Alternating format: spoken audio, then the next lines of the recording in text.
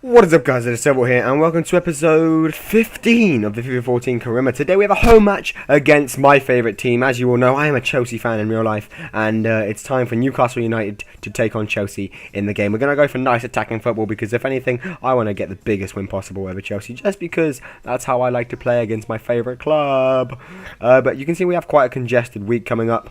With Chelsea, Tottenham and Norwich all within the space of 7 days. So it's going to be a tough week for us, but it starts here. If we can get a win against Chelsea, we can set our sights on anything higher than that. I mean, Chelsea, along with probably Arsenal and Tottenham, are the best team in this league, in my opinion. And in real life, I agree. Well, in real life, Man City are up there too, but not in the game. For some reason, Man City just fall apart. Anyway, back onto the gameplay. Remy here has a finesse shot, just goes wide. Oh, well, it actually went over. And that was in the early, first few 20 minutes. But I'm not going to lie, we were all over Chelsea in the, throughout the whole really process of this game. I mean, 15 minutes in, we have another finesse shot from Christian Teo.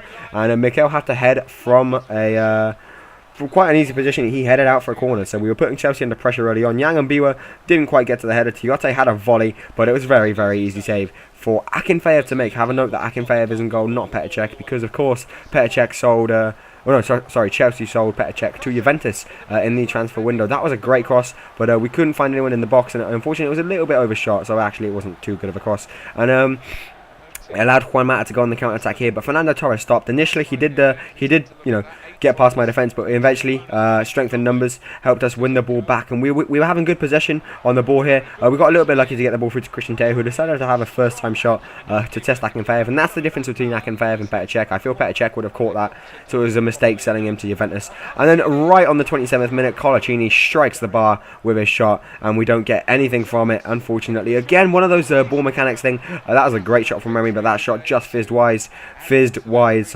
But you can see that we were having all the chances, piling the pressure on at Chelsea, and it definitely reminded me of the game in 2012 where Newcastle played Chelsea just before the Champions League final when Chelsea got beaten 2-0. It definitely reminded me of that. Another great bit of defending, and the ball ended up in the grateful hands of Tim Krul, who perhaps wouldn't have been so lucky if Fernando Torres had decided to shoot a little bit earlier. I think it was Torres anyway.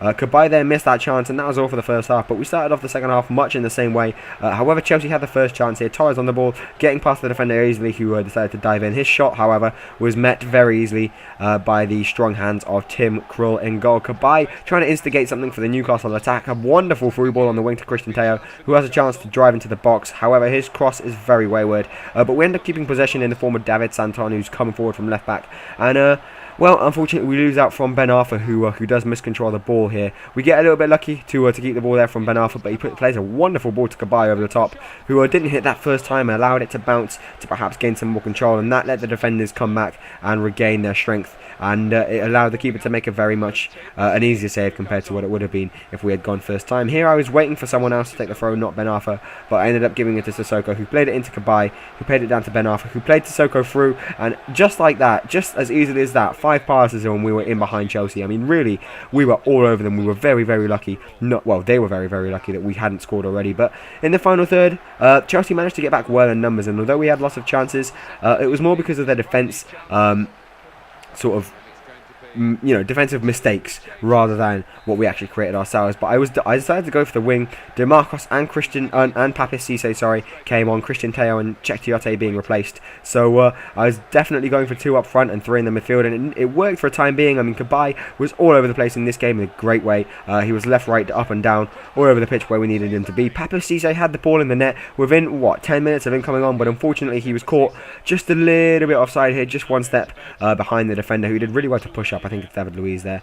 And yeah, although we scored, it did class as offside. Demba Ba came on against his old team, as you saw briefly there, but we were still enjoying lots of the possession. That should have been a shot, in my opinion. If we'd taken an early shot with his left foot, that might have gone in. I think that was Remy. But it's coming towards the close of the game now, and we're still pushing for this final goal. I mean, Chelsea, as you can see, Chelsea have had like 2 chances all game. We are definitely all over them, and Chelsea are very, very lucky not to be at least 1 goal down. But we just can't find the path to goal. We really, really can't.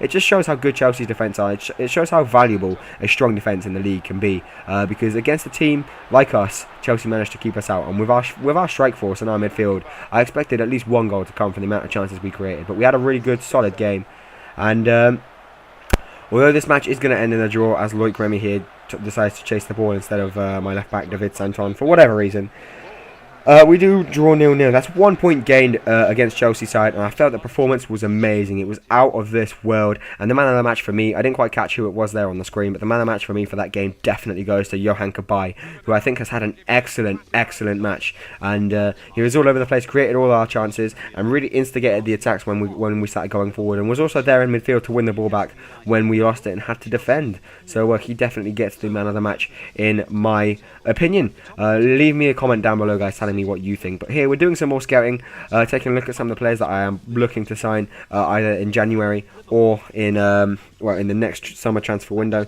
As you can see, still looking at some, well, it's got a range really, looking at some really big players to some low-key players from the likes of Aston Villa all the way up to teams from players from Liverpool, for example. But there's the league table. We are still 7th after our draw against Chelsea, just 2 points behind them. A win would have seen us go 5th. But what can you do? What can you do? I mean, we played well. That's all we can say. We played well, and if we do that next game, we'll definitely succeed and beat Norwich. As you can see, I just did the little news thing with Norwich, and I say that energy is the key to success. I really wish they would change their stuff. But anyway, guys, it is coming towards the end of the episode. I hope you have enjoyed it very much. I'm just going to leave you with some potential job offerings. I'm not going to be taking any of these because I feel it's too early in the career mode to change teams.